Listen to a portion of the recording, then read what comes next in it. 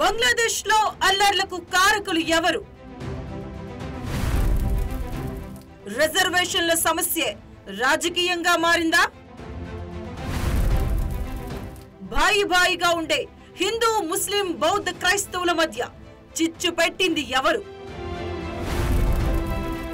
బంగ్లాదేశ్ లో హిందువు మైనారిటీలకు రక్షణ లేదా? బంగ్లాదేశ్ వల్లకాడుగా ఎందుకు మారుతుంది? ప్రధాని షేక్ హసీనా ఎందుకు దేశం విడిచి వెళ్లిపోయారు? బంగ్లా అల్లర్ల వెనుక ఏ దేశం హస్తం ఉంది? బంగ్లాదేశ్ లో జరుగుతున్న అల్లర్లపై ప్రత్యేక చర్చ. ఈ రోజు సాయంత్రం 6:30 మీ BRK న్యూస్ లో.